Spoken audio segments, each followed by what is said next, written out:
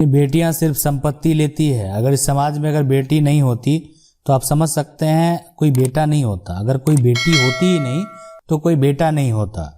अब ये जैसे ये कह रहे हैं कि बेटी सिर्फ प्रॉपर्टी लेती है मगर देखभाल नहीं करती है। इस कानून में बेटी को भी देखभाल करना पड़ेगा। बहुत बढ़िया कानून है, बिल्कुल बहुत बढ़िया कानून है। और ये जो कानून है, ये कानून में देखभाल नहीं, अगर पिता चाहे जो अपना गुजारा भत्ता है वो उससे मांग सकते हैं कि जो उनका संपत्ति का हकदार है, तो वो बेटी से भी ले सकते हैं, बेटा से भी ले सकते हैं। ठीक है, तो इसलिए वो यानी ये जो कानून है ये लागू होने वाला, जल्द लागू होने वाला है। जैसे ही लागू होता है वो हम आपको बताने का प्रयास करेंगे, सबसे जल्द जो है आप तक लाने का प्रयास करेंगे कि क्या नियम लगाया गया, क्या सब नियम लाए गए, सभी को स्पष्ट तरीके से बताने का प्रयास करेंगे। देखिए यहाँ पे जो है संसार में अगर इसको समझें तो कि अगर कोई बेटी नहीं होती तो बेटा नहीं होता, तो बेटी अगर संपत्ति लेती है, देखिए बेटा अगर संपत्ति लेता है तो बेटी क्यों नहीं ले सकती है। तो जैसा बेटी है वैसा ही बेटा है, उसको समान समझना चाहिए। और सभी भाइयों से भी अनुरोध है, सभी पिता से भी अनुरोध है कि आप उसको समान नज़र से देखें। अगर मान लेते हैं कि आप आज आपके एक पिता हैं और पिता के अगर 2 बेटे होते तो क्या संपत्ति बेटा नहीं लेता, लेता कि नहीं लेता। तो अगर पिता के मान लेते हैं एक बेटा और एक बेटी है तो बेटी संपत्ति क्यों नहीं ले। तो ये कानून जो है एक तरह से बिल्कुल गलत नहीं है, बिल्कुल सही है। और ये अब इससे संबंधित इसमें जो भी संशोधन किया जा रहा है, इसके तहत इस पर जो भी नियम लगाए जा रहे हैं या आने वाले हैं वो हम आपको बताने का प्रयास जरूर करेंगे। अगला सवाल है कि my papa ji is expire this year so I don't have brother और sister, so how can my father property paper transfer to my mom name. देखिए अगर अपने आप माँ के नाम पे करना चाहते हैं तो पिता का जो है आप मृत्यु प्रमाण पत्र बनवा लें। मृत्यु प्रमाण पत्र बनवाने के बाद जो है आप अपने जिस एरिया से बिलोंग करते हैं वहाँ का स्टाम्प जो ड्यूटी जो भी है ट्रांसफर प्रॉपर्टी का क्या कॉस्ट है वो स्टाम्प आप लेंगे। हो सकता है 1000 हो, सारा प्रॉपर्टी मेंशन करेंगे। ठीक है, पिता का मृत्यु प्रमाण पत्र लगाएंगे। और इससे पहले एक बार जो है वहाँ के जो भी अधिकारी हैं उनसे भी आप आवेदन करके बात कर सकते हैं। नहीं भी करेंगे तो आप इसको ऑनलाइन जो है कर लेंगे, या वहाँ के जो भी कर्मचारी पटवारी हैं उनसे एक बार बात कर लें। ठीक है, क्या क्या पेपर लगता है आपके, इसलिए कि आपने स्टेट को मेंशन नहीं किया, कुछ स्टेट में अपने थोड़े थोड़े जो स्टाम्प ड्यूटी का कॉस्ट है वो अलग अलग है और बहुत जगह लगभग आपको जो है सेम मिलेगा। तो ये करने के बाद जो है आप उसको ऑनलाइन करेंगे, उसके बाद वो वेरीफाई किया जाएगा और वेरीफाई करने के बाद आपके जो माँ हैं उनके नाम से वो संपत्ति ट्रांसफर हो जाएगा। सवाल है कि सर मेरे पास एक जमीन है 65 स्क्वायर फीट जिसमें घर बना हुआ है, बट रसीद सिर्फ 269 स्क्वायर फीट का है, कटा है, खतियान में प्रॉब्लम हो गया, क्या करूं। देखिए अगर घर बना है, कब्जा है, तो एक तरह से अगर देखा जाए तो इतनी आसानी से तो कोई ले नहीं लेगा, लेकिन आप इसको अच्छे से अगर ऐसा समझ लें कि जो भी संपत्ति है, ठीक है, जो भी संपत्ति है अगर आपके वो कब्जा में है, ठीक है, तो अगर खतियान में प्रॉब्लम है तो कोशिश करें खतियान का सुधार करवा लें। खतियान का सुधार मतलब अगर उसमें हो सकता है कम आया, नहीं आया, अगर उसके पुराने वाले खतियान में है तो आप जो है एक तरह से वहां पे टाइटल शूट करके सुधार करवा सकते हैं। लेकिन अगर मान लेते हैं जिसका संपत्ति है, जिसके नाम से है, ठीक है, अगर उसी का है, किसी दूसरे का ही है उसका टाइटल, तो वो अगर केस फाइल करेगा, वो केस अगर मान लेते हैं जीतता है, ठीक है, तो उस केस में फिर आपको दिक्कत हो सकता है, अन्यथा फिलहाल कोई दिक्कत नहीं होगा।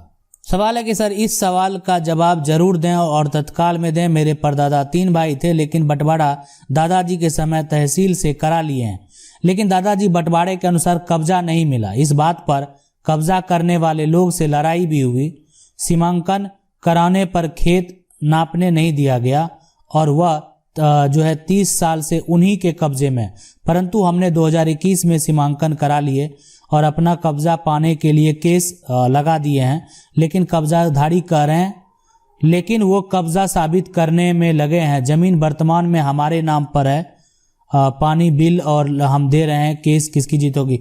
देखिए अगर सब कुछ आपके नाम पे है एक तरह से और कब्जा है तो देखिए परिवार में वो कब्जाधारी का कोई मतलब होता है, मतलब कब्जाधारी कब्जा किए हुए हैं लंबे समय से कब्जा पे, इसका कोई नियम परिवार में नहीं चलने वाला। अगर आप कागज आपके नाम पे है तो आप बोल सकते हैं कि परिवार कागज नहीं देना है, तो आपकी केस की 100% जीत होगी।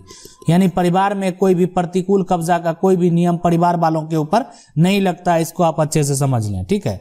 कि अगर कोई दूसरा व्यक्ति होता, वो अन्य परिवार का नहीं होता, लंबे समय से कब्जा में है, तो वो प्रतिकूल कब्जा का केस फाइल कर सकता है, एडवर्स पोजीशन का केस फाइल कर सकता है, लेकिन परिवार का व्यक्ति नहीं कर सकता। अगला सवाल है कि सर हमारी एक कब्जे की जमीन है जिस पर सन 1985 से कब्जा है और 1985 से कब्जे का नोटिस है, और हमारी उस जमीन पर किसी ने सन 2009 में किसी ने फर्जी रजिस्ट्री करा ली है, तो प्लीज वीडियो बनाओ इस पर, और जमीन को हम अपने हक में कैसे लें।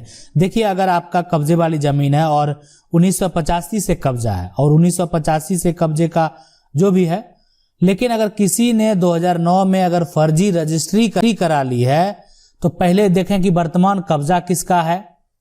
अब अगर रजिस्ट्री हो गया, देखिए रजिस्ट्री 2009 में हो गया, यानी आप समझ सकते हैं कि इसका रजिस्ट्री का जो हो गया कितना साल हो गया, ठीक है, यानी 12 एक तरह से 11वां, अभी अब 12 साल से अधिक होना भी नहीं चाहिए।